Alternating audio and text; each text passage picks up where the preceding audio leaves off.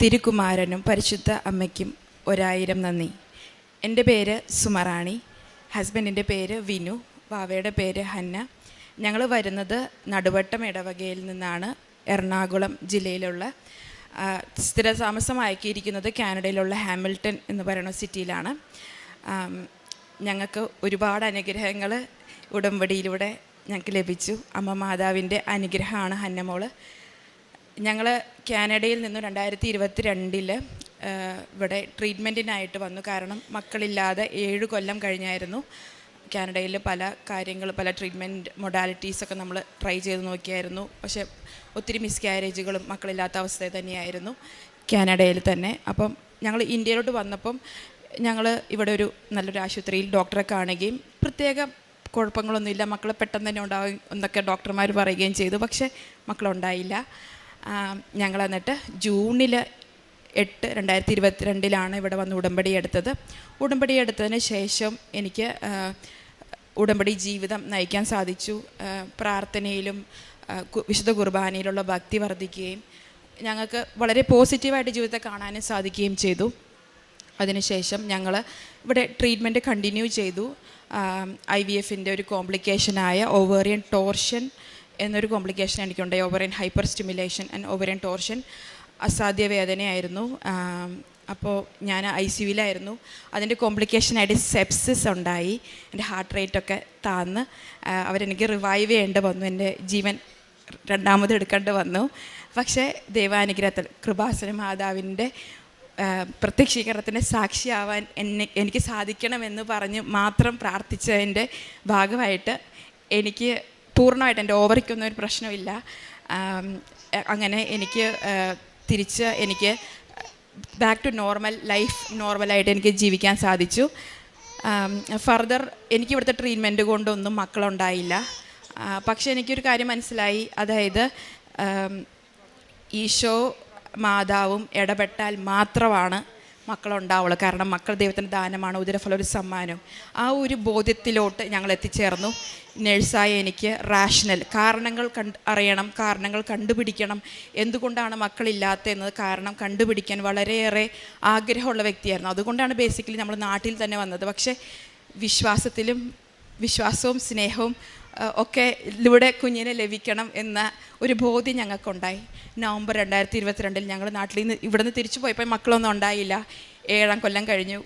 പക്ഷേ ഞങ്ങൾ തീരുമാനിച്ചു, ഞങ്ങൾക്ക് ഉടമ്പടി ജീവിതം നമുക്ക് നയിച്ചു നോക്കാം, മക്കളുണ്ടായില്ലെങ്കിൽ സാരില്ല, സന്തോഷത്തോടെ ജീവിക്കാമെന്ന് തീരുമാനിച്ച് ഞങ്ങൾ തിരിച്ചു പോയി. സങ്കടം ഉണ്ടോയെന്ന് വെച്ചാൽ ഉണ്ട്, ഉള്ളിൻ്റെ ഉള്ളിൽ വേറെ പിള്ളേരെ കാണുമ്പോൾ. പക്ഷേ ഉടമ്പടിയിൽ മാക്സിമം കുർബാന അറ്റൻഡ് ചെയ്ത്, മാക്സിമം കാരുണ്യ പ്രവർത്തികൾ ചെയ്ത്, പ്രേക്ഷിത പ്രവർത്തനങ്ങൾ ചെയ്ത് വളരെ എളിമപ്പെട്ട് ജീവിക്കാൻ എനിക്ക് സാധിച്ചു. ഞങ്ങൾക്ക് രണ്ടൊക്കെ സാധിച്ചു. ഫർദർ ഞങ്ങൾ ഏകദേശം 1 ഇയർ ആഫ്റ്റർ അവർ ഉടമ്പടി ജൂലൈ 2023 എനിക്ക് നാച്ചുറലി ഒരു ട്രീറ്റ്മെൻറ്റ് ഒന്നുമില്ലാതെ പ്രഗ്നൻസി പോസിറ്റീവായി. വളരെ എക്സൈറ്റഡ് ആയിരുന്നു. കാരണം എനിക്ക് ഒത്തിരി മിസ്കാരേജ് ഉണ്ടായി. ഇങ്ങനെ ട്രീറ്റ്മെൻറ്റൊക്കെ ചെയ്ത് മിസ്കാരേജൊക്കെ ഉണ്ടായപ്പം ആദ്യമായിട്ട് പോസിറ്റീവ് അതായത് നോർമലായിട്ട് ബേബി പോസിറ്റീവായി കണ്ടപ്പോൾ സന്തോഷമായിരുന്നു. പക്ഷേ വീക്ക് 7 നമുക്ക് ഹാർട്ട് ബീറ്റിൻ്റെ അൾട്രാസൗണ്ട് ചെയ്യുവാൻ ഡോക്ടർ പറയും. അപ്പം ആ വീക്ക് 7 അൾട്രാസൗണ്ട് ചെയ്തപ്പോൾ ബേബി പിടിച്ചിരിക്കുന്നത് കോർണുവ എന്ന് പറയുന്ന സ്ഥലത്താണെന്ന് കണ്ടു. കോർണുവ എന്ന് പറയുന്നത് നമ്മുടെ ഫെലോപ്പിയൻ ട്യൂബും യൂട്രസിൻ്റെയും ഇടയിലുള്ള സ്പേസാണ്. അവിടെയാണ് നമ്മുടെ ഒവേറിയൻ ആർട്ടറിയും അങ്ങനെ വെയിനൊക്കെ ഇൻസേർട്ട് ചെയ്യുന്ന സ്ഥലമാണ്. അപ്പം അവിടെ ബേബി പിടിച്ചു കഴിഞ്ഞാൽ അവിടെ ആ ബ്ലഡ് വെസൽസ് റപ്ചറായി മരിക്കും. അത് ഉറപ്പുള്ള കാര്യമായിരുന്നു. അപ്പം ഡോക്ടർ നമ്മൾ അങ്ങനെ അൾട്രാസൗണ്ട് കണ്ടപ്പം എമർജൻസി ആയിട്ട് നമ്മളെ സർജറിക്ക് പോസ്റ്റ് ചെയ്തു. പക്ഷേ ആ സർജറിക്ക് ഞങ്ങൾ കൺസെൻറ്റ് കൊടുത്തില്ല. അത് ലൈഫ് ത്രെട്ടനിങ് ആണ് എന്ന് നഴ്സായ നമുക്ക് അറിയാമെങ്കിലും കൺസെൻറ്റ് കൊടുത്തില്ല. പരിശുദ്ധാത്മാവിൻ്റെ ഒരു മാതാവിൻ്റെ ഒരു ഫീലും പരിശുദ്ധാത്മാവിൻ്റെ ഒരു ധൈര്യവും നമുക്ക് കിട്ടി. അന്ന് അങ്ങനെ അതുകൊണ്ടാണ് ബേസിക്കലി നമുക്ക് കൺസെൻറ്റ് കൊടുക്കാൻ തോന്നാഞ്ഞത്. മാതാവിൻ്റെ കാശുരൂപം ഞങ്ങളുടെ കയ്യിലുണ്ടായിരുന്നു, എണ്ണ കയ്യിലുണ്ടായിരുന്നു. അത് 2 വെച്ചിട്ട് ആശുപത്രിയിലോട്ട് പോയത് ഞങ്ങൾ പറഞ്ഞു ഞങ്ങൾ കൺസെൻറ്റ് തരണില്ല. പക്ഷേ ഞങ്ങൾ വീട്ടിലോട്ട് തിരിച്ച് വിട്ടില്ല. കാരണം ബ്ലഡ് വെസൽ പൊട്ടി വയറിൽ ബ്ലഡ് നിറഞ്ഞ് മരിക്കും എന്ന് ഡോക്ടർ പറഞ്ഞപ്പോൾ അതുകൊണ്ട് പ്ലേയിങ് വിത്ത് ദ ഫയർ എന്നാണ് ഹസ്ബൻഡിൻ്റെ അടുത്ത് ഡോക്ടർ പറഞ്ഞത്. പക്ഷെ ആ സമയത്ത് പോലും നമുക്കൊരു ടെൻഷനും ഇല്ല. നമ്മൾ പറഞ്ഞു, ഇത് ഞങ്ങളുണ്ടാക്കിയ ബേബി അല്ല, ഞങ്ങൾക്ക് ദൈവം ദാനമായി തന്ന ബേബിയാണ്. Miracles will happen and miracles do happen. അപ്പം അങ്ങനെ ഇരുന്ന സമയത്ത് ഞങ്ങൾ പറഞ്ഞു, ഞങ്ങൾക്ക് 1 നൈറ്റ് ഇവിടെ സ്പെൻഡ് ചെയ്യണം, ഞങ്ങൾക്ക് സർജറി വേണ്ട. അപ്പം ഡോക്ടർ പറഞ്ഞു 1 നൈറ്റ് സ്പെൻഡ് ചെയ്തു. അപ്പം അവിടെ ഞങ്ങൾ ഫർദർ അൾട്രാസൗണ്ട് ചോദിച്ചു. അപ്പം 2 അൾട്രാസൗണ്ട് ചെയ്തപ്പോഴും സെയിം തിങ്, ബേബി കോർണുവേലാണ്, അതായത് ഫലോപ്പിയൻ ട്യൂബിൻ്റെയും അടുത്താണ്, അതിൻ്റെ ഒരു സ്പേസിലാണ്, ഒരു പ്രത്യേക സ്പേസിലാണ് ബേബിക്ക് ഒരിക്കലും എൻഡോമെട്രിയത്തിലോട്ട് മാറാൻ പറ്റില്ല, കാരണം ചെടി നടന്നതുപോലെയാണ് ബേബി പിടിക്കുന്നത്.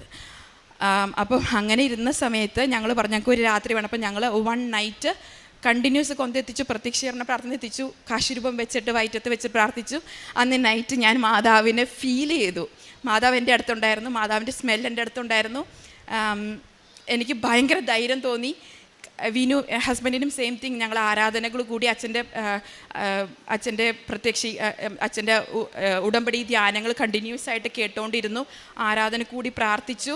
എനിക്ക് സ്പോട്ടിംഗ് ഉണ്ടായി അന്ന് രാത്രി. അപ്പം ഡോക്ടർ പറഞ്ഞാൽ സ്പോട്ടിംഗ് തുടങ്ങുക പറയേണ്ടത് ബിഗ് റപ്ചറിൻ്റെ തുടക്കമായിരിക്കും, യു ഗോണ ഡൈ, അതോ അങ്ങനെയാണ് പറഞ്ഞത്. പക്ഷേ ഞങ്ങൾക്കൊരു വിശ്വാസം ഉണ്ടായിരുന്നു, ഇത് മാതാവിൻ്റെ പ്രത്യക്ഷീകരണത്തിൻ്റെ കുഞ്ഞുവാവയാണ് നമ്മുടെ ഞങ്ങൾക്ക്. അപ്പം അങ്ങനൊരു ധൈര്യം ഉള്ളത് കൊണ്ട് ഞങ്ങൾ ഫർദർ വീണ്ടും അൾട്രാസൗണ്ട് ചോദിച്ചു. പക്ഷേ ഞങ്ങൾ ഡോക്ടർക്ക് വേണ്ടി പ്രാർത്ഥിച്ചു. ഡോക്ടർ ഓൾറെഡി 3D അൾട്രാസൗണ്ടിന് വേണ്ടി അങ്ങനെ റിക്വസ്റ്റ് ചെയ്തു.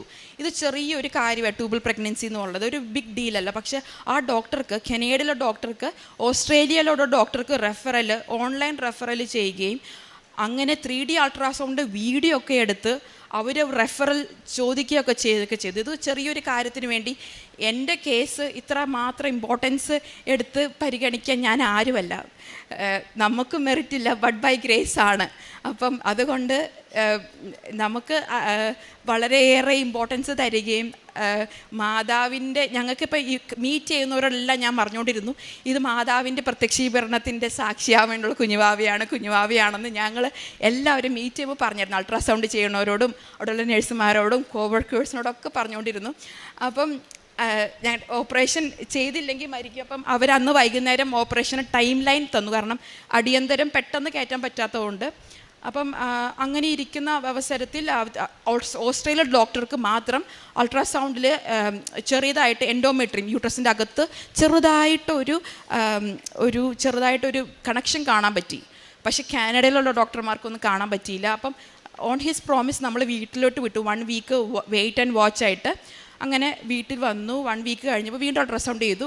ബേബി കംപ്ലീറ്റ് ആയിട്ട് എൻ്റെ യൂട്രസിൻ്റെ ഉള്ളിലോട്ട് പിടിച്ചു. അപ്പം എനിക്ക് മീറ്റ് ചെയ്യാൻ പറ്റിയവരോടെല്ലാവരോടും എനിക്ക് പറയാൻ പറ്റി, കാനഡയിലുള്ള ആൾക്കാരോടൊക്കെ എനിക്ക് മാതാവിൻ്റെ മാതാവിൻ്റെ പ്രത്യക്ഷീകരണത്തിൻ്റെ കാര്യങ്ങളൊക്കെ എനിക്ക് ഷെയർ ചെയ്യാൻ പറ്റിയായിരുന്നു. ഫർദർ പ്രഗ്നൻസി കണ്ടിന്യൂ ചെയ്തു. അത് കഴിഞ്ഞ ശേഷം ഫസ്റ്റ് ട്രൈമസ്റ്റർ സ്ക്രീനിങ് ഉണ്ട്. നമുക്ക് ആദ്യത്തെ 3 മാസം കഴിയുമ്പോൾ സ്ക്രീനിങ് ഉണ്ട്. അത് ഇങ്ങനെ അബ്നോർമാലിറ്റികൾക്ക്, ജനിതക വൈകല്യങ്ങൾക്കൊക്കെ ഉള്ളത്.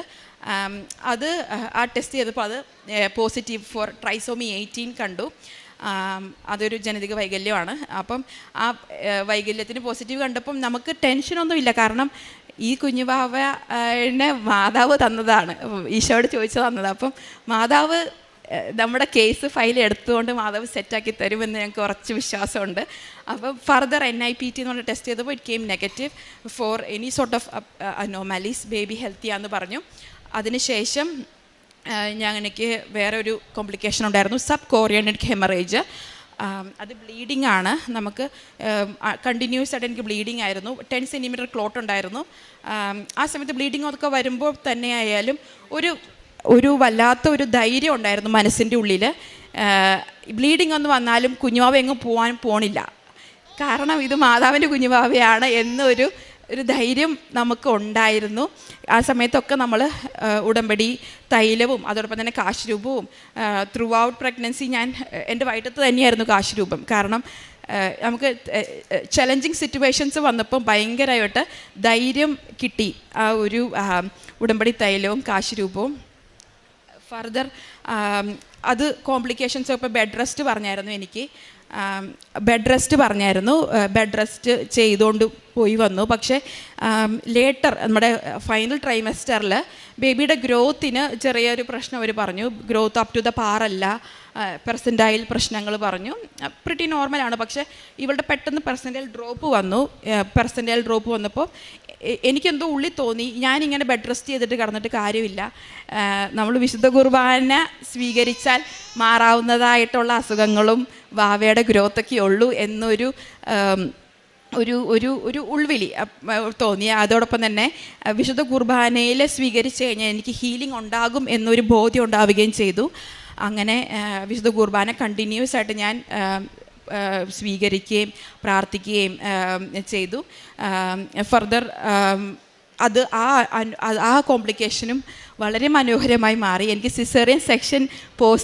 സിസേറിയൻ സെക്ഷനിലൂടെ ബേബീനെ പുറത്തെടുക്കാൻ പറ്റുള്ളൂ. കാരണം ബേബി ബ്രീച്ചായിരുന്നു. ആ ബേബി ഓട്ടോമാറ്റിക് കർത്താവ് തന്നെ പ്രസവിക്കേണ്ട സമയത്ത് തിരിച്ചു തരികയും മാതാവ് ശരിക്കും ഡോക്ടറെ പോലെ വന്ന് വളരെ സ്മൂത്ത് ഡെലിവറിയും സ്മൂത്തായിട്ട് എല്ലാ കാര്യങ്ങളും നടന്നു. ഫർദർ ബ്രസ്റ്റ് ഫീഡിങ് ആയിക്കോട്ടെ എന്തായിക്കോട്ടെ ഒരു ഭയങ്കര ഒരു അമ്മയുടെ വാത്സല്യത്തോടു കൂടി കൃപാസന മാതാവിൻ്റെ ഫീൽ എനിക്ക് തന്നു. അതോടൊപ്പം തന്നെ ത്രൂ ഔട്ട് ദ ജീവിതത്തിൽ ഞങ്ങൾക്ക് മനസ്സിലായി ദൈവത്തിന് അസാധ്യമായിട്ട് ഒന്നുമില്ല. ആ വിശ്വാസത്തിലുള്ള ഞങ്ങളുടെ വളർച്ച വളരെ എന്താ പറയണേ 100% ആക്കി. 100 പറയാൻ പറ്റില്ല, കാരണം സ്റ്റിൽ വി ആർ ഹ്യൂമൻസ്. ഒരു 98% വിശ്വാസം, അതായത് കംപ്ലീറ്റ് വിശ്വാസം ദൈവത്തിൽ ഞങ്ങൾക്ക് അർപ്പിക്കാൻ സാധിച്ചു. ഇനിയും ചലഞ്ചിങ് സിറ്റുവേഷൻസ് വരുമെന്ന് ഞങ്ങൾക്കറിയാം. അപ്പോൾ അതുകൊണ്ട് അമ്മ മാതാവിനും തിരുക്കുമാറിനും ഒരുപാട് നന്ദിയുണ്ട്. ബേബി പ്രിറ്റി ഹെൽത്തിയാണ് സോ ഫാർ ജേർണിയിൽ ഞങ്ങൾ കുടുംബത്തിന്. അതോടൊപ്പം തന്നെ ഒരു വളരെ ഇൻട്രസ്റ്റിംഗ് ആയിട്ടുള്ള കാര്യമുണ്ട്. എനിക്ക് എന്ത് ക്രേവിങ് പ്രഗ്നൻസി ടൈമിൽ ഹസ്ബൻഡ് ഞാനും മാത്രമാണ് കാനഡയിൽ. അപ്പം എന്ത് ക്രേവ് ചെയ്യുക, ഫോർ എക്സാമ്പിൾ ഒരു ഷ്രിംപ് കറി, ഇവിടെ ചെമ്മീൻ കറി ആഗ്രഹിച്ച ആരെങ്കിലും എനിക്ക് ഷ്രിംപ് കറി കൊണ്ടു തരാറുണ്ടായിരുന്നു. അപ്പം അതുപോലെ എന്ത് കുഞ്ഞാഗ്രഹം ഉണ്ടെങ്കിലും എൻ്റെ ഈ ഉടമ്പടി കാലയളവിൽ എനിക്ക് ഒത്തിരി അനുഗ്രഹം തന്ന അമ്മ മാതാവിനും തിരുക്കുമാരനും 1000 നന്ദി. പുറപ്പാട് 34:10 കർത്താവ് അരുളി ചെയ്തു, ഇതാ ഞാനൊരു ഉടമ്പടി ചെയ്യുന്നു, ലോകത്തിലൊരിടത്തും ഒരു ജനതയുടെ ഇടയിലും നടന്നിട്ടില്ലാത്ത തരം അത്ഭുതങ്ങൾ നിൻ്റെ ജനത്തിൻ്റെ മുൻപിൽ ഞാൻ പ്രവർത്തിക്കും. നിൻ്റെ ചുറ്റുമുള്ള ജനതകൾ കർത്താവിൻ്റെ പ്രവൃത്തി കാണും. നിനക്ക് വേണ്ടി ഞാൻ ചെയ്യുവാൻ പോകുന്നത് ഭയാനകമായ കാര്യമാണ്. പ്രിയമുള്ളവരെ, സുമറാണി ജാസിൻ്റെ സാക്ഷ്യം അത്ഭുതത്തോടെയാണ് നാം ഓരോരുത്തരും കേട്ടിരിക്കുന്നത്. കാരണം ഈ ഒരു കുഞ്ഞിനെ കരങ്ങളിലേന്തിക്കൊണ്ട് ഈ അമ്മ സാക്ഷ്യപ്പെടുത്തുമ്പോൾ ഉദരത്തിലായ നിമിഷം മുതൽ എത്ര കണ്ട് ഗുരുതരമായ ജീവിത സാഹചര്യങ്ങളിലൂടെ മകൾ കടന്നുപോയെന്ന് നമ്മളെ ഓർമ്മിപ്പിക്കുന്നുണ്ട്. കുഞ്ഞുങ്ങളില്ലാതിരുന്ന കാലഘട്ടത്തിൽ ഇടയ്ക്ക് വെച്ച് രണ്ടുപേരും കൂടി ചികിത്സ മുഴുവനും ഇനി നിർത്തുന്നു. അമ്മ മാതാവിൽ മാത്രം ആശ്രയിച്ച് ഉടമ്പടിയിൽ മാത്രം ജീവിച്ച് കുഞ്ഞുങ്ങൾക്ക് വേണ്ടി ഞങ്ങൾ പ്രാർത്ഥിക്കുന്നു. മക്കളില്ലെങ്കിൽ കൂടിയും ഞങ്ങൾ സന്തോഷത്തോടെ പരിശുദ്ധമ്മയുടെ ഉടമ്പടിയിൽ ജീവിക്കുമെന്ന് അത് സാക്ഷ്യത്തിൻ്റെ വാക്കുകളിലൂടെ പറയുമ്പോൾ നമ്മളെ തന്നെ അത് എത്ര കണ്ട് ഉടമ്പടി ജീവിതം അവരെ നന്നായി വരിഞ്ഞു മുറുക്കി വിശ്വാസത്തിലാക്കിയിരിക്കുന്നുവെന്ന് ഓർമ്മപ്പെടുത്തുകയാണ്. കുഞ്ഞുങ്ങളില്ലെങ്കിലും ഞങ്ങൾ ഉടമ്പടിയിൽ ഉറച്ച് സന്തോഷത്തോടെ ഹാപ്പിയായി ജീവിക്കുമെന്ന് അങ്ങനെ പറഞ്ഞു തുടങ്ങുന്ന ഒരു ദാമ്പത്യ ജീവിതം. അത് മുന്നോട്ട് പോകുമ്പോൾ ഇടയ്ക്ക് വെച്ച് ഉദരത്തിൽ സാധാരണ പോലെ ഉരുവാകുന്ന നിമിഷം മുതൽ തന്നെ മുഴുവൻ കോംപ്ലിക്കേഷൻസ്, ഒരു തരത്തിലും പ്രഗ്നൻസി മുന്നോട്ട് കൊണ്ടുപോകുവാനാവാത്ത സാഹചര്യങ്ങൾ, ഏറ്റവും മികച്ച ഹോസ്പിറ്റലിൽ പോലും ഒരു തരത്തിലും അത് മുന്നോട്ട് ക്യാരി ചെയ്യാൻ പറ്റില്ല എന്ന് പൂർണ്ണമായി അറിയിക്കുമ്പോഴും മകള് ജീവിത പങ്കാളിയോടൊപ്പം ഉടമ്പടി കാശുരൂപവും ഉടമ്പടി തൈലവും തങ്ങളുടെ കരങ്ങളിൽ പിടിച്ച് മുദ്രത്തിൽ കുരിശടയാളം വരച്ച് പൂശിക്കൊണ്ടും പറയുന്നത്, ഇത് കൃപാസന മാതാവ് നൽകുന്ന ബേബിയാണ്, അതുകൊണ്ട് ഇതിനെ ഞങ്ങൾ മുന്നോട്ട് കൊണ്ടുപോവുക തന്നെ ചെയ്യുമെന്ന്. ജീവിതം അപകടകരമാണെന്ന് ഡോക്ടർമാർ പറയുമ്പോഴും ഒരു അപകടവും ഉണ്ടാവില്ലെന്ന് മകൾ ധൈര്യത്തോടെ പറയുന്നതാണ് വിശ്വാസമെന്ന് പറയുന്നത്. സാക്ഷ്യം നമ്മൾ ശ്രദ്ധിച്ചു. മുഖത്ത് മുഴുവനും പുഞ്ചിരിയോടുകൂടി മാത്രമേ അവൾ സംസാരിക്കുന്നുള്ളൂ. എന്നാൽ ആ കാലഘട്ടം അറിയുന്ന ആർക്കും അത് ഒന്ന് ശാസ്ത്രീയമായി പരിശോധിക്കുമ്പോൾ ഏറ്റവും ക്ലേശപൂർണമായ, ഏറ്റവും അപകടകരമായ ആരോഗ്യമുള്ളൊരു കുഞ്ഞിനെ ലഭിക്കുവാൻ ഒട്ടും സാധ്യതയില്ലാത്ത എല്ലാ സാഹചര്യത്തിലൂടെയുമാണ് ഈ കുടുംബം കടന്നുപോയത്. ഇടയ്ക്ക് ജനിതക വൈകല്യങ്ങളെക്കുറിച്ച് ഡോക്ടർമാർ സൂചിപ്പിക്കുന്നുണ്ട്. നോർമൽ ഡെലിവറിക്ക് സാധ്യതയില്ലാത്ത കുഞ്ഞിൻ്റെ പൊസിഷനെക്കുറിച്ച് സൂചിപ്പിക്കുന്നുണ്ട്. ഓവർ ബ്ലീഡിങ്ങിൻ്റെ സാഹചര്യത്തെക്കുറിച്ച് സൂചിപ്പിക്കുന്നുണ്ട്.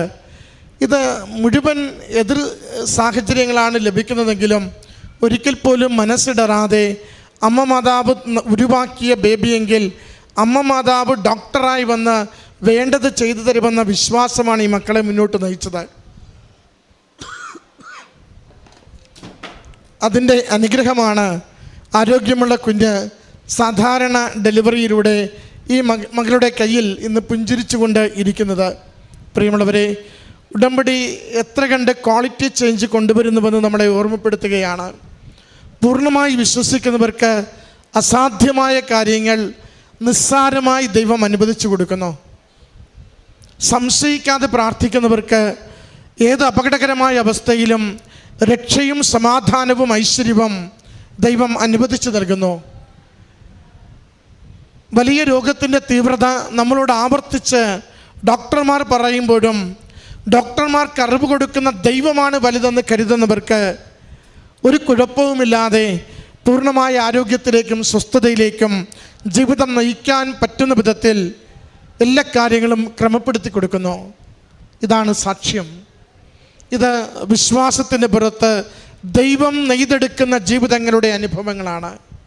നമുക്ക് നമ്മുടെ ജീവിതങ്ങളെയും ദൈവത്തിൽ കൂടുതൽ ശരണപ്പെടുത്തുവാൻ വേണ്ടി പ്രാർത്ഥിക്കാം. ഈ കുടുംബത്തിന് ലഭിച്ച, ഈ കുഞ്ഞിലൂടെ ഈ ദമ്പതികൾക്ക് ലഭിച്ച എല്ലാ നന്മകൾക്കും നന്ദി പറഞ്ഞുകൊണ്ട് കരങ്ങളടിച്ച് ഈ സാക്ഷ്യം സമർപ്പിക്കാം.